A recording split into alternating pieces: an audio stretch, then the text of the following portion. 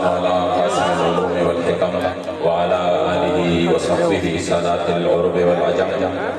أما بعد فأعوذ بالله من الشيطان الرجيم. بسم الله الرحمن الرحيم. قال الله تبارك وتعالى في كلام المجيد وفرقانه الحميد: إن الله اشترى من المؤمنين أنفسهم وأموالهم بأن لهم الجنة يقاتلون في سبيل الله فيقتلون ويقتلون. صدق الله مولانا العظيم وصدق رسوله النبي الكريم الأمين. وقال رسول الله صلى الله عليه وآله وسلم: أنا خاتم النبيين لا نبي بعدي. سبحان الله. صدق رسول الله صلى الله عليه وآله وسلم. ہزار عالم درستا کے ہر آن محبوبہ لگے لگے کلم شنسک مدا ایمان محبوبہ او دا کائنات جملہ ذرے کمی روح نکڑی رب و ہر نفس قسم پر رب تانا قربان محبوبہ ازل نتر ابد ہر دم درب دا علم پشمار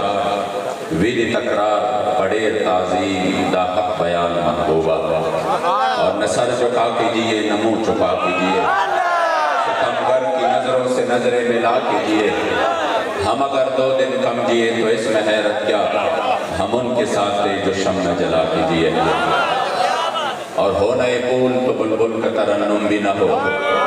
چمن دہر میں کلیوں کا تبسم بھی نہ ہو یہ نہ ساقی ہو تو پھر میں بھی نہ ہو خم بھی نہ ہو بزم توحید بھی دنیا میں نہ ہو تم بھی نہ ہو اور خیمہ اخلاق کا استادہ اسی نام سے ہے نبض ہستی تپش آمادہ اسی نام سے ہے.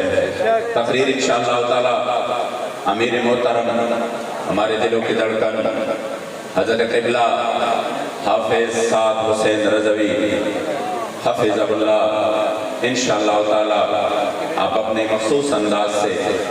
آپ خطاب فرمائیں گے اور آپ کو سننے کے لیے میں اور آپ سب یہاں پہ جمع ہے. اللہ کریم جل جلالہ اس ادارے کو مزید کامیابی دے. بابا جی رحمت اللہ تعالی علیہ نے بتا دیا آج اگر ہم اس ادارے میں جامعہ حنفیہ رضویہ یہاں پر جمع ہے تاریخ میں آتا ہے کہ مدینہ شریف جو اسی وقت جس وقت وہ اسلام کا وہ سب سے بڑا جہاں یعنی ایک اسلامک اسٹیٹ قائم ہوا اور ہیڈ کوارٹر رہا وہاں سے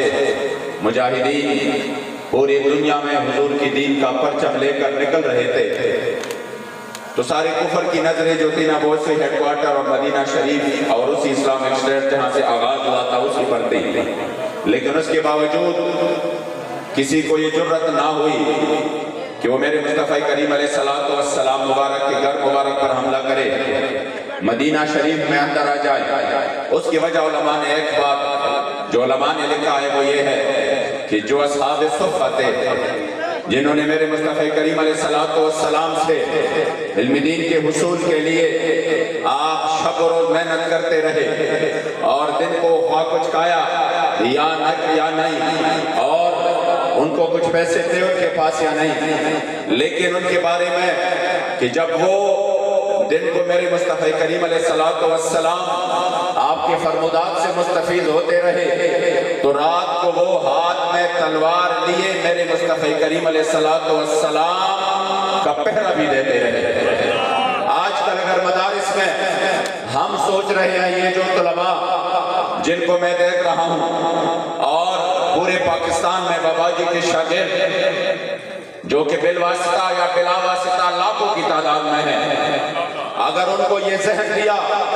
تو 100 رحمتیں اور کروڑہ رحمتیں اس عظیم مرد کلندر کی قبر انور پہ نازل ہو کہ جنہوں نے یہ ذہن دیا کہ آپ اگر مدارس میں ہیں اور مدارس میں آپ قال اللہ قال رسول بیان کرتے ہیں تو حضور کی دین کا پرچم بھی آپ ہی نہیں بلند کرنا ہے اور اس پرچم کو لے کر پوری دنیا میں بھی آپ ہی نہیں جانا ہے. بخدا تحریک لبیک میں بابا جی نے اس امت کی تربیت اس انداز سے کی ہے چاہے وہ علماء ہو چاہے وہ طلباء ہو چاہے وہ خانقاہوں اور پیران اور مشائخ ہو یقین کرے ان سب کی جو زندگی کا رخ ہے اس کو بابا جی کو ہم ویسے مجدد نہیں کہتے آپ نے سب کی زندگی کے رخ تبدیل کر دیے. ہم بھی سمجھ رہے تھے جو مدارس میں شاید کام صرف یہی ہے ان کے ذہن میں بھی یہ تھا کہ کہ میں پڑھ کے جب کتاب میرے پاس ہو تو میں جا کے جب ممبر پر بیٹھوں گا تو صرف میری یہی ڈیوٹی ہے کہ میں جا کے یہ عرض کر دوں گا کہ یہ مسئلہ اس طرح ہے، یہ اس طرح ہے، یا میں نے مناظرے کرنے ہیں۔ اور جو عام پہ ان کا ذہن یہ تھا کہ ہم نے سال بعد، چونکہ ہم سنی ہے میلاد والے ہیں، تو ہم سال بعد میلاد شریف منائیں گے اور اسی میں چراغاں کریں گے، اور پھر اگلے سال کے لیے اگلے سال تک بھی اپنے کام میں لگن اور محنت کے ساتھ اپنا کام کرتے رہیں گے، بس سال بعد ایک میلاد ہی کافی ہے۔ بخدا یہ بابا جی تھے جنہوں نے اس امت کا یہ رخ تبدیل کر دیا اور فرمایا نہیں، اسلام کا خدمت صرف یہ بھی نہیں ہے، اگر اصحاب صفہ قال اللہ قال رسول کے لیے تھے تو پھر تلوار لے کر میدان میں بھی نکلے تھے۔ اور آپ نے اس انداز سے کہ آپ الحمدللہ واقعدار تھے، جو بھی آپ نے امت کے سامنے پیش کیا سب سے پہلے کر کے دکھایا۔ یہ جو ابھی طیب صاحب نے ایک بات کی کہ 104 بخار میں آپ تشریف لے آئے، یا میرے خیال میں شاہ صاحب نے کی، بخدا میں گواہ ہوں کہ جب آپ تشریف لے آئے تو میں نے کہا حضور آپ کے چہرہ مبارک بہت متغیر ہے، کوئی تکلیف آپ کو یعنی نظر آ رہا ہے، تو آپ نے یوں ہاتھ مبارک آگے کر دیا۔ ایسا مجھے یاد ہے کہ لفظ مجھے یاد ہے، یوں ہاتھ مبارک آگے کر دیا اور کہا دیکھو مجھے اب بھی بہت بخار ہے۔ واللہ جب میں نے اس طرح یہ ہاتھ رکھا بخدا بہت زیادہ بخار تھا، بہت ہی زیادہ بخار تھا، اور وہ آپ اس تقریر سے اندازہ لگا سکتے ہیں جو بابا جی نے آخری حدیث پڑھی ہے کہ کس تکلیف میں آپ نے وہ حدیث مکمل کی ہے۔ تو میں نے کہا حضور پھر آپ کیوں تشریف لے آئے اتنی سردی میں، اتنی بخار میں، کس تکلیف دہ حالت میں آپ یہاں پہ آئے؟ تو مجھے اسی وقت آپ کے چہرے مبارک پر تبسم آیا اور آپ نے ہنستے ہوئے کہا کیا بات کرتے ہو امینی صاحب، یہ جان تو ہے ہی رسول اللہ۔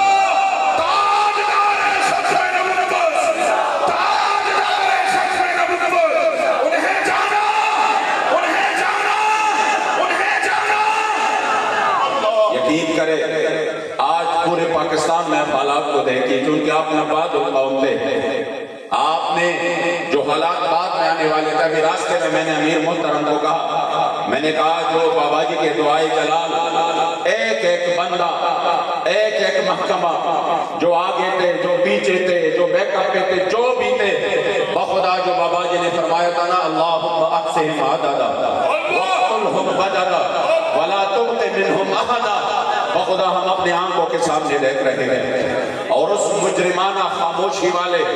جو قوم بابا جی کی آواز پر جنہوں نے لبیک نہیں کہا، ایک بات تو میں دل سے محسوس کر رہا ہوں، لبیک والوں کے پاس پیسہ ہے یا نہیں ہے، کاروبار ہے یا نہیں ہے، اور ان کے پاس کھانے کے لیے کچھ ہے یا نہیں ہے، خدا کی قسم سکون بہت زیادہ ہے،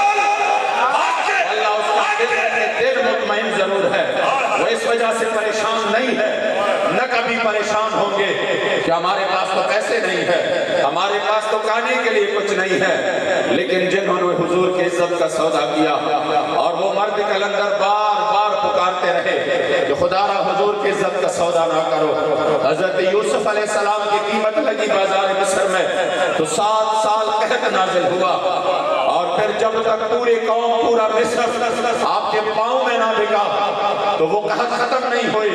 تو حضور تو امام الانبیاء ہے، سید الاولین والآخرین ہے، آپ بار بار یہ کہتے رہے کہ کبھی ایسا نہیں ہوا۔ ہم نے اسلام کی تاریخ کو دیکھا کہ ایسا بھی وقت آیا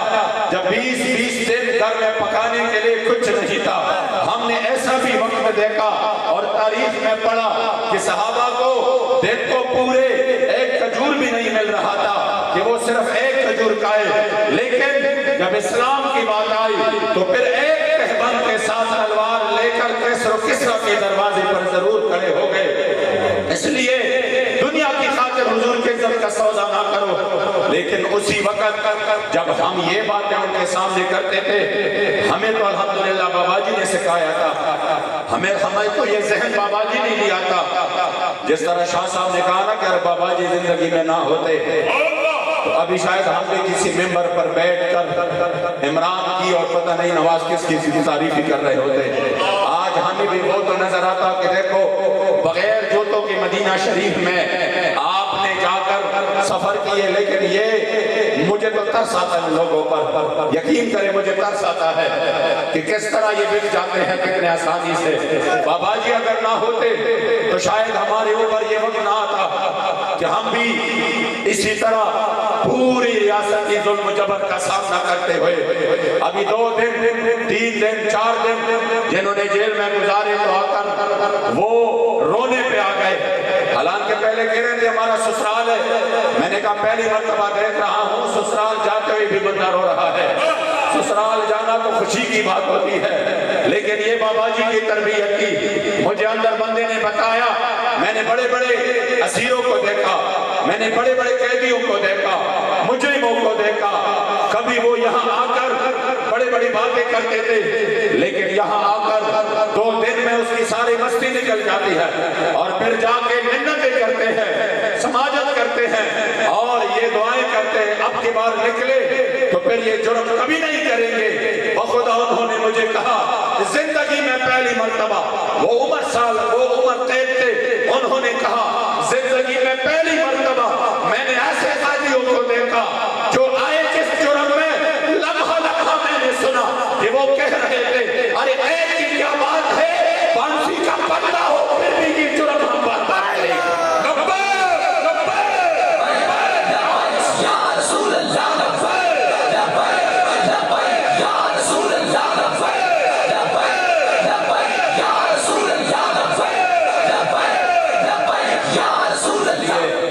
بابا جی ہمیشہ فرماتے تھے خدا را دنیا کے لیے، دنیا کی جاہ و جلال کے لیے، اقتصاد کے لیے اسلام کا سودا مت کرو، حضور کے عزت ابرو کا سودا مت کرو۔ تو یہ ہمارے اوپر جب ہم آگے بات پہنچا دیتے تو یہ ہنس دیتے تھے، کہہ رہے تھے یہ تم عجیب باتیں کرتے ہو، تم کو گراؤنڈ ریالٹی نہیں معلوم، تم کو عالمی منظرنامہ نہیں معلوم۔ فرانس سے ہم تب سفارتی تعلقات ختم کریں گے تو یوں ہو جائے، یہ ہو جائے گا، وہ ہو جائے گا۔ میں نے کہا ہمیں تو اس مرد کلندر نے سکھایا اور یہ بتایا اگر ہم حضور علیہ السلام کی عزت کی خاطر یہ اقدام کریں گے بخدا پاکستان کو اللہ سرداری رہے گا، یہ فرانس بھی آپ کے قدموں کے نیچے آ جائے گا، یہ یورپی یونین بھی آپ کے قدموں کے نیچے آ جائے گا، یہ آپ کی معیشت بھی اٹھ جائے گی۔ لیکن وہ ہمارے اوپر ہنستے تھے کہ یہ جذبات کی باتیں کر رہے ہیں۔ آج بخدا بابا جی کے ایک بات اور جن کی تربیت ہمیں ملی تھی وہ ہم دیکھ رہے ہیں اپنے آنکھوں سے کہ وہ ایک بات سچ ثابت ہو رہی ہے۔ جنہوں نے مجرمانہ خاموشی کی وہ بھی اس وقت گرفت میں ہے اور آٹے کے لیے ذلیل ہو رہے ہیں۔ جنہوں نے صرف آٹے کے لیے، روٹی کپڑا مکان کے لیے کسی بندے کے پاس، اور جنہوں نے راستوں کے جن کی بڑی بڑی پگڑیاں اور جن کے جو ہے نا وہ کہتے ہیں یہ بڑے عالم ہے، حدیثی بھی سنایا کرتے تھے کہ راستہ بل کرنا کہاں سے آیا، آج وہ روڈ پہ جا کے نماز پڑھتے ہیں صرف ایک ٹکٹ کے خاطر کہ انہوں نے دھمکی لگائی ہے کوئی بھی بندہ حاضر نہیں ہوا ٹکٹ نہیں ملے گا، تو ٹکٹ نہ ملنے کی وجہ سے کوئی ڈنڈا ہاتھ میں لے کر کھڑا ہے، کوئی جو ہے نا جا کے زمان پارک میں پڑا ہوا ہے، کوئی جا کر عورتوں کے بیچ درمیان میں ذلیل ہو رہا ہے۔ میں نے کہا بدقسمت اگر یہ ڈنڈا تو حضور کے دین کے لیے کے لیے پکڑ کے میدان میں آتے بخدا ٹکٹ کی کیا بات ہے، دنیا مافیا کی دولت آپ کے قدموں میں آ جائے۔